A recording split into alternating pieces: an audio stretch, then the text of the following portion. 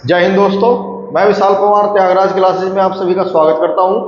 दोस्तों, हमारा ये चैप्टर चल रहा था परमाणु की संरचना, लेकिन 3-4 दिन से ये हमारी क्लास हो नहीं पा रही थी। इसके क्या थे, कुछ कारण रहे थे दोस्तों, कुछ टेक्निकल इश्यूज थे जिसकी वजह से आपकी क्लास कंटिन्यू नहीं चल पाई थी। लेकिन अब से आपकी क्लासें कंटिन्यू रहेगी। तो हमारा टॉपिक चल रहा था स्ट्रक्चर ऑफ एटम, परमाणु की संरचना। इसमें आपने पिछली क्लास में देखा था कि इलेक्ट्रॉन, प्रोटॉन, न्यूट्रॉन, उनकी खोज किसने की थी। उसके बाद जो परमाणु परमाणु होता है, उसके अलग अलग वैज्ञानिकों ने अलग अलग सिद्धांत दिए थे। जैसे रदरफोर्ड ने क्या दिया था, नील बोर ने क्या दिया था, जे थॉमसन ने कुछ भी। तो ऐसे ही हमने पिछली क्लास में आपको बात बताई थी। आज हमारी जो क्लास है, इसमें हम आपको परमाणु क्रमांक, परमाणु भार, इनके बारे में बताएंगे कि क्या क्या होता है, एटॉमिक नंबर और एटॉमिक मास, और इसके आगे कुछ। सबसे पहले इसमें है एटॉमिक नंबर, एटॉमिक नंबर या परमाणु क्रमांक।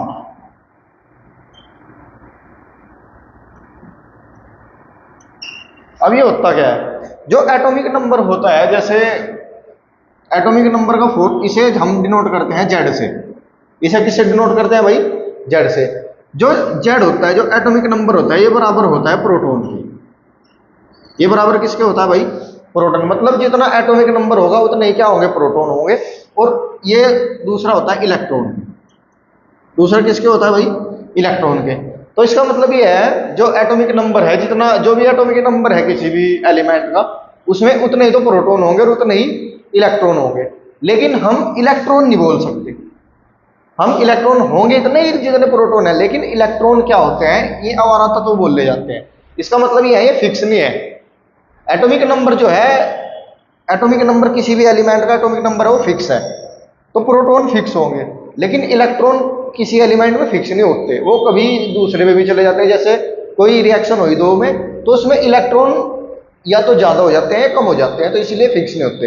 इन्हें हम इलेक्ट्रॉन नहीं बोल सकते कि जो एटॉमिक नंबर है उसमें इतने ही इलेक्ट्रॉन होंगे। इसे बोल सकते हैं कि जो एटॉमिक नंबर होता है उसमें इतने ही प्रोटॉन होते हैं। ये इसका सही तरीका है याद करने का, कि जितने जो एटॉमिक नंबर है उसमें उतने ही क्या होंगे? प्रोटॉन होंगे। इसको डिनोट करते हैं भाई जेड से। जैसे कि हाइड्रोजन है, हाइड्रोजन का जो एटॉमिक नंबर है वो 1 है, तो वो ऐसे लिखा जाता है। ऐसे ही कार्बन है, कार्बन का जो एटॉमिक नंबर है वो 6 है। तो ये क्या है, जितने भी है, जैसे हाइड्रोजन है, कार्बन है, तो कार्बन का इसमें मतलब ये हो गया कि कार्बन है, इसमें जेड की वैल्यू कितनी आ गई? इसमें जेड कितना आ गया भाई? 6। तो अब इसमें प्रोटॉन, प्रोटॉन भी कितने होंगे भाई इसमें? 6। और इलेक्ट्रॉन भी कितने होंगे इसमें? 6। लेकिन हम ये नहीं कह सकते कि फिक्स है। तो इसलिए जो जेड होगा वो किसके बराबर होगा? हमेशा प्रोटॉन के बराबर होगा। इसमें एटॉमिक नंबर में ये बात आपको याद रखनी है कि जो एटॉमिक नंबर होता है किसके बराबर होता है? वो प्रोटॉन के बराबर होता है। अब इसके आगे आता है परमाणु भार।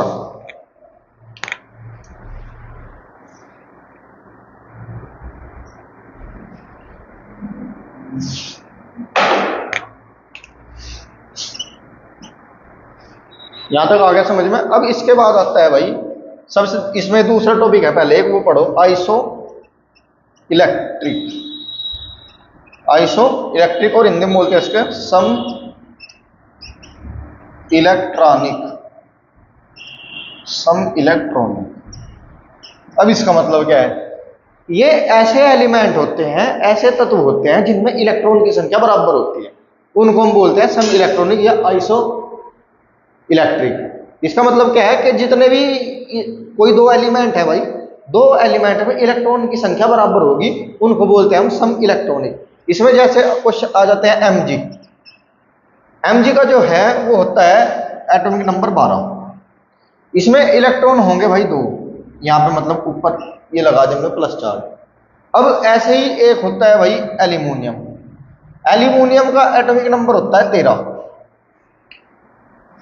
और ये होते हैं ये एक। बस इसमें इतना याद रखो। अब देखो, ये जो है इनको बोलते हैं भाई, जो पॉजिटिव, किसी के ऊपर ये पॉजिटिव हो जाते हैं, किसी के ऊपर ये नेगेटिव हो जाते हैं, इनको आयंस बोलते हैं। इनको क्या बोलते हैं भाई? कि मतलब जो भी है, जो एलिमेंट है, अगर उन पे कोई चार्ज आ जाए तो उनको आयंस बोला जाता है। तो ये आयंस है। अब इसमें क्या है, इलेक्ट्रॉन कितने हैं, 2। इलेक्ट्रॉन कितने हैं भाई इसमें, 2। और यहाँ पे कितने हैं अभी, 3। लेकिन अब आपने अभी देखा था कि जेड जेड इसमें कितना है, 12। जेड कितना है इसमें, 12। इसमें यहाँ पे जेड कितना है, 13। यहाँ पे प्रोटॉन कितने हैं इसमें, 12। यहाँ पे प्रोटॉन कितने हैं इसमें, 13। अब ये जो ऊपर है इसका मतलब है इसने किसी से ये 2 इलेक्ट्रॉन है ये दे दिए। ये क्या कर दिया इसने, किसी से 2 इलेक्ट्रॉन दे दिए। अब मैंने ये बताया था कि जितने प्रोटॉन होंगे उतने इलेक्ट्रॉन होंगे। तो अब जब इसने 2 प्रोटॉन दे दिए, टोटल थे 12, उनमें से 2 चले गए, तो अब इसके पास कितने बच गए, इलेक्ट्रॉन। इसने क्या कर दिया, 2 इलेक्ट्रॉन किसी को दे दिए। जब इसने 2 इलेक्ट्रॉन दे दिए, टोटल थे इसके पास प्रोटॉन 12, और जितने प्रोटॉन होंगे उतने इलेक्ट्रॉन होंगे। तो जब 2 इलेक्ट्रॉन इसने दे दिए तो इसके पास कितने इलेक्ट्रॉन बचे, 10। ऐसे ही है यहाँ पे 13 है, तो जेड एटॉमिक नंबर क्या आ गया इसका, 13। जितने एटॉमिक नंबर है उतने क्या होंगे इसमें, प्रोटॉन, और उतने ही क्या होंगे, इलेक्ट्रॉन। लेकिन अब यहाँ पे कितने इलेक्ट्रॉन चले गए, 3। तो इसमें से 3 क्या कर देंगे, माइनस। अब यहाँ पे कितने बचे, 10।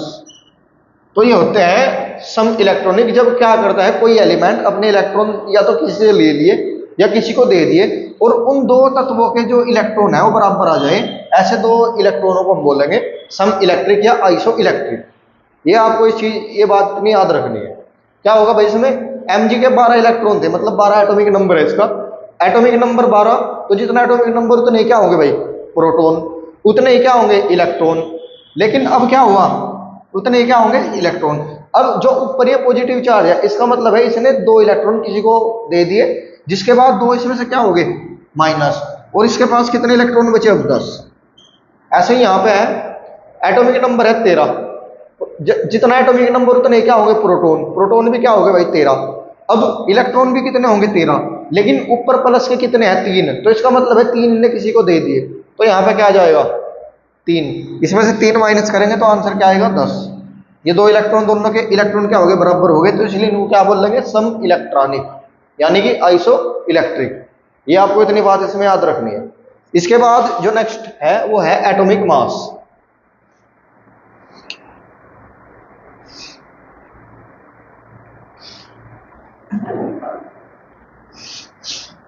तीसरे नंबर पे आता है एटॉमिक मास। हिंदी में होगा परमाणु भार।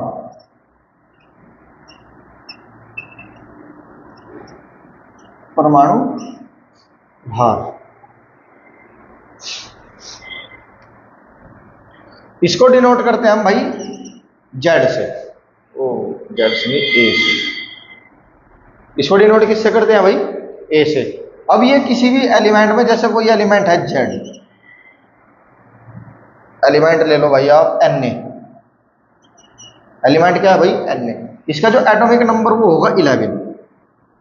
तो जो ऊपर लिखा जाता है यहाँ पे, इसे बोलते हैं एटॉमिक मास या परमाणु भार। जो ऊपर लिखा जाता है, क्योंकि भार क्या होता है, आप सिर पे उठाते हो, तो इसलिए जो सिर पे होगा वो हो गया एटॉमिक भार, और जो नीचे रहेगा वो होगा उसका नंबर, एटॉमिक नंबर। ये आपको इतनी बात इसमें याद रखनी है, और इसमें कुछ नहीं है। एटॉमिक मास क्या होता है, जो उसके ऊपर होगा उसको ही क्या बोल रहे हैं हम,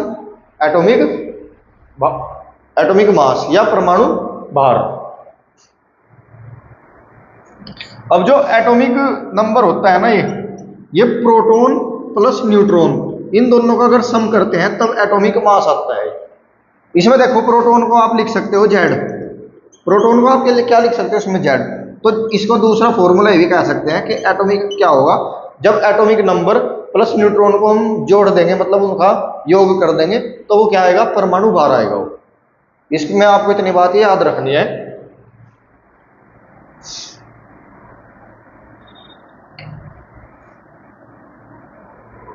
ये इतनी बात आपको इसमें याद रखनी है। और क्या,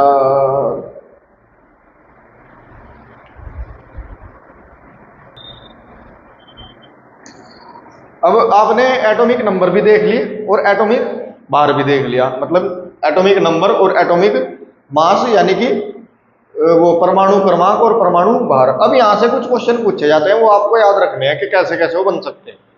जैसे कोई नंबर दे दिया उन्होंने आपको, Na दे दिया, Na दिया उन्होंने आपको, इसका जो एटॉमिक नंबर होगा वो 11 होगा और जो एटॉमिक मास होगा वो 13 होगा।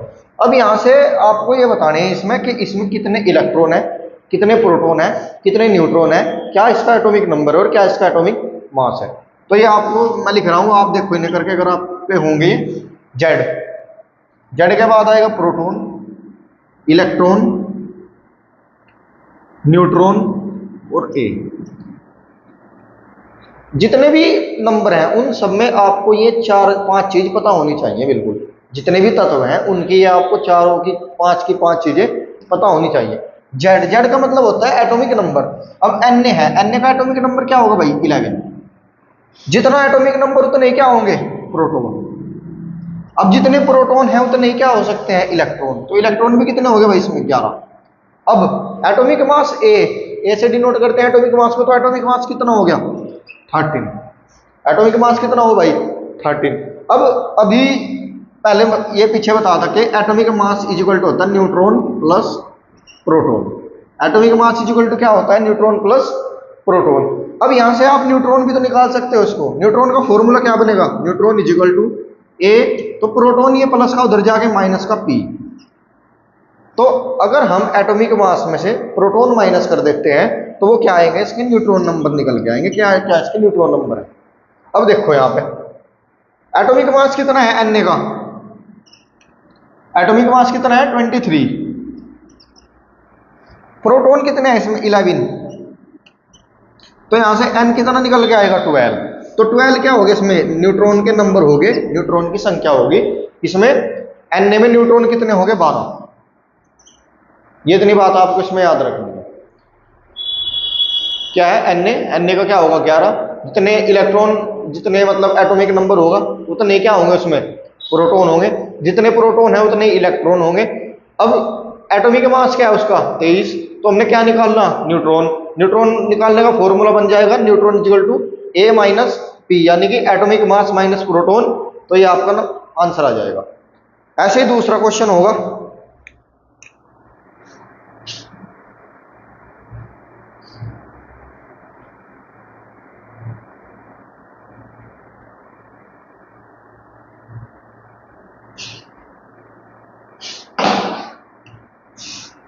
कार्बन, कार्बन का एटॉमिक नंबर है 6। या इसमें देख लो ऑक्सीजन, ऑक्सीजन का एटॉमिक नंबर है 8 और इसका जो मास है वो कितना है? 16। तो अब आपको इसमें ऐसे ही atomic number, proton, electron, neutron और ए, आपको ये सारी चीज इसमें निकालनी है। आप निकाल के देखिए कि आप से हो पा रहे या नहीं हो पा रहे। सबसे पहले ये देखना कि एटॉमिक नंबर कितना है इसका? 8। जितना एटॉमिक नंबर होगा उतने क्या होंगे इसमें? प्रोटॉन। जितने प्रोटॉन है उतने ही क्या होंगे? इलेक्ट्रॉन। एटॉमिक मास कितना है इसका? 16। तो न्यूट्रॉन का फॉर्मूला क्या बनेगा? Neutron is equal to A minus P. तो N is equal to 16 minus 8, तो एन भी इसमें कितने आ जाएंगे? 8। ये आपको इतनी बात इसमें याद रखनी है कि क्या हुआ एटॉमिक मास हम या न्यूट्रॉन ये कैसे निकाल सकते हैं न्यूट्रॉन। अब इसमें से मान लो कोई भी चीज दे दे, वो आपको ये दो चीज दे दी उन्होंने, आपको एटॉमिक मास पूछ ले, तो आप इसमें से एटॉमिक मास भी निकाल सकते हो। तो ये आपको पता होना चाहिए ये बात, ये कैसे कैसे 5 की 5 चीजें आपको कैसे निकालनी है, ये इतना आपको पता होना चाहिए।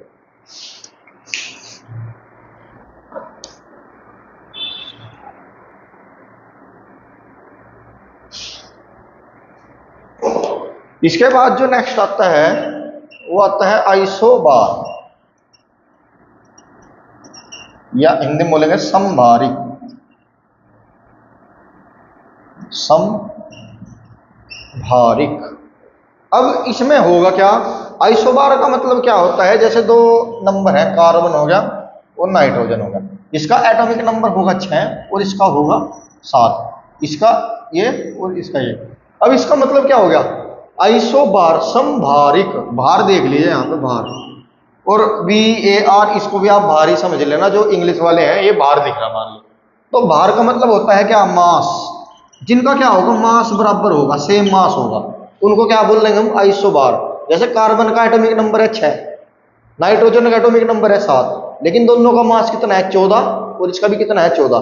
तो ऐसे तत्व जिन दो का एटॉमिक मास परमाणु भार क्या होगा, बराबर होगा, उनको हम क्या बोल देंगे, आइसोबार बोल देंगे। ये आपको इसमें ये बात याद रखनी है। इसमें दूसरा आ जाता है जैसे आर्गन और कैल्शियम। आर्गन का एटॉमिक नंबर होता है 18, ऑक्सीजन का होता है 20, इसका भी 40 और इसका भी 40। तो आपको देख लीजिए एटॉमिक नंबर कितना है इसका 18, कैल्शियम का एटॉमिक नंबर क्या है 20, लेकिन परमाणु भार दोनों का क्या है, सेम है। अब देखो आप पहले वाले इसमें क्वेश्चन बना के देख सकते हो कि इसमें एटॉमिक नंबर क्या है, प्रोटॉन क्या है, इलेक्ट्रॉन क्या है, न्यूट्रॉन और एटॉमिक नंबर, ये आप इन दोनों में निकाल के देखो किसमें क्या क्या आएंगे। ये आपका होमवर्क है कि इनमें दोनों में आपको ये देखने हैं कि इसका एटॉमिक नंबर क्या है, इसमें प्रोटॉन कितने हैं, इलेक्ट्रॉन कितने हैं, न्यूट्रॉन कितने हैं और इसका एटॉमिक मास क्या क्या हो सकता है। ये आपको ये होमवर्क है, ये आपको घर से काम करना है। इसके बाद आगे का आता है भाई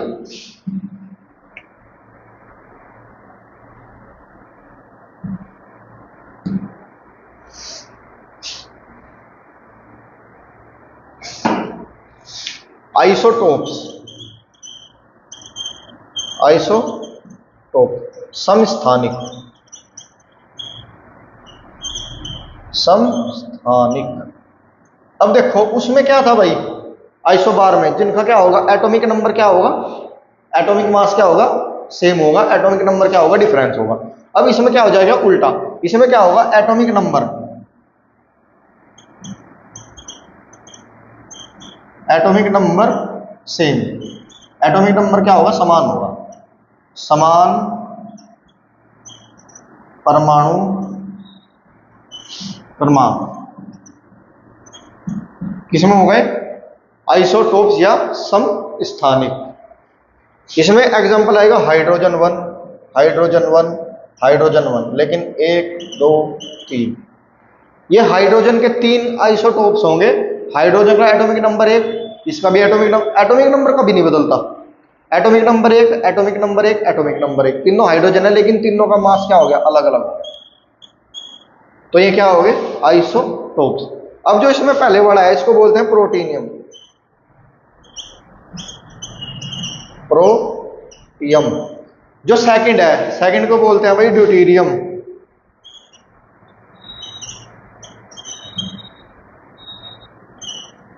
ड्यूटीरियम। और थर्ड को बोलते हैं ट्राइटीरियम, ट्राइटीरियम। क्या मतलब, हाइड्रोजन जिसका एटॉमिक नंबर है 1 और एटॉमिक मास क्या है 1, उसको बोलेंगे हम प्रोटियम। सेकंड क्या है, हाइड्रोजन का एटॉमिक नंबर 1 और एटॉमिक मास 2, उसको बोलेंगे ड्यूटीरियम। थर्ड है एटॉमिक नंबर 1 ही है, एटॉमिक मास क्या होगा 3, उसको बोलेंगे हम ट्राइटीरियम। ये इतना याद रखना है, हाइड्रोजन के क्या होंगे, आइसोटोप्स या समस्थानिक हो गए हाइड्रोजन के 3। इसमें जो दूसरा है वो है यूरेनियम, यू, इसका जो एटॉमिक नंबर है वो है 92, तो इसका भी क्या होगा 92। लेकिन जो इनका एटॉमिक मास है वो अलग अलग हो जाएगा, 235 और 238, 238। तो क्या होगा, एटॉमिक नंबर दोनों का है सेम, एटॉमिक नंबर क्या है भाई सेम, और एटॉमिक मास क्या होगा डिफरेंट, अलग अलग होगा। ये होंगे आइसोटोप्स। आइसोबार में क्या होता था, एटॉमिक मास सेम होता था, और आइसोटोप्स में क्या होगा, एटॉमिक नंबर क्या होगा, सेम होगा। ये इतना याद आपको याद रखना। इसके आगे आएगा भाई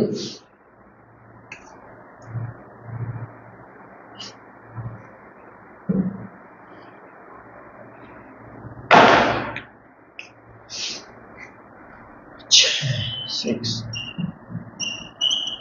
आइसोटोन्स या सम न्यूट्रिक, सम न्यूट्रिक। भाई आपने अभी इससे पहले सम इलेक्ट्रिक देखा था या आइसो इलेक्ट्रिक इलेक्ट्रॉनिक देखा था, उसमें आपने क्या समझा था कि जिसमें इलेक्ट्रॉन के नंबर सेम होंगे, कोई 2 या 3 एलिमेंट है जिनके वो इलेक्ट्रॉन क्या होंगे उनमें सेम होंगे, उसको बोलते थे हम आइसो इलेक्ट्रॉनिक। अब इसमें क्या होगा, इसमें दूसरा है सम न्यूट्रिक। इसका मतलब क्या होगा, जैसे कोई नंबर है, हाइड्रोजन के होते हैं,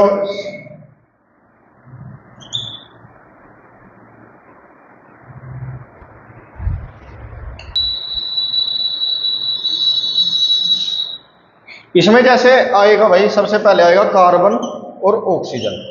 कार्बन का जो एटॉमिक नंबर होता है वो होता है भाई 6, और ऑक्सीजन का क्या होता है 8। कार्बन का एटॉमिक मास 14 और इसका 16।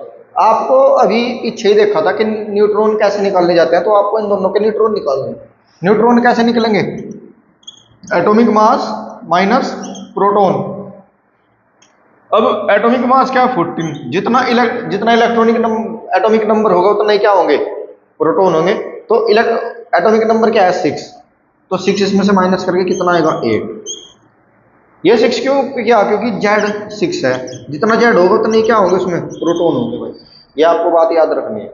ऐसे ही ऑक्सीजन है, ऑक्सीजन का जो एटॉमिक नंबर है वो कितना है 8, और जितना एटॉमिक नंबर है उतना ही क्या होंगे इसमें, प्रोटॉन होंगे। एटॉमिक मास कितना है इसका 16, तो न्यूट्रॉन कैसे निकलेंगे, A माइनस पी, तो ये कितना है 16 और ये कितना है 8, तो आंसर कितना आएगा 8। तो ये दो नंबर है, एक क्या है कार्बन, एक है ऑक्सीजन। तो कार्बन में कितने हैं 8 न्यूट्रॉन, और ये ऑक्सीजन है, ऑक्सीजन में कितने हैं 8 न्यूट्रॉन। तो दोनों में न्यूट्रॉन की संख्या क्या होगी, बराबर होगी। जिनमें भी न्यूट्रॉन की संख्या बराबर हो जाएगी उनको क्या बोल लेंगे, आइसोटोन्स बोल लेंगे। ऐसे ही इसमें एक और एग्जांपल होगा,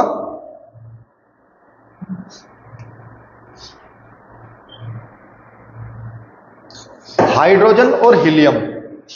हाइड्रोजन और हीलियम, हाइड्रोजन का एटॉमिक नंबर होता है 1 और इसमें होते हैं 3। एटॉमिक मास क्या होगा इसका 3। उसके बाद जो दूसरा नंबर है वो हीलियम, हीलियम का एटॉमिक नंबर होगा, एटॉमिक मास होगा 4। अब इसमें क्या होगा, इसके भी आप ऐसे ही, जेड इसमें कितना होगा 1, जेड कितना है इसमें 1। जेड के बाद प्रोटॉन, जितने जेड होगा उतने क्या होंगे, प्रोटॉन होंगे। इलेक्ट्रॉन आप, क्योंकि हमें इलेक्ट्रॉन की भी जरूरत नहीं है, लिखना चाहो लिख लो, नहीं लिखना चाहो ना लिखो। उसके बाद आता है इसमें ए कितना है इसमें 3, हमको न्यूट्रॉन निकालने इसके। ऐसे ही इधर भी जेड कितना है 2, जितना जेड है उतने ही क्या होंगे इसमें, प्रोटॉन। इलेक्ट्रॉन आप निकालना चाहो निकाल लो, सेम है। उसके बाद एटॉमिक नंबर मास कितना है इसका 4। अब आपको इन दोनों में यही देखना, न्यूट्रॉन निकालने का formula n = a minus P. A कितना है भाई 3, प्रोटॉन कितने हैं 1, तो कितना आ गया आंसर 2। यहाँ पे न्यूट्रॉन की संख्या कितनी आई 2। ऐसे ही इसमें देखना a = n = a minus P, तो n कितने हैं, a कितना है यहाँ पे 4, प्रोटॉन कितने हैं भाई 2, तो n कितना आ गया 2। दोनों में क्या आ गया, न्यूट्रॉन की संख्या क्या आ गई बराबर। जिनमें भी न्यूट्रॉन की संख्या बराबर आ जाए उनको क्या बोलेंगे हम, आइसोटोन्स। इतनी बात आपको याद रखनी है, ये फॉर्मूले याद रखने हैं भाई।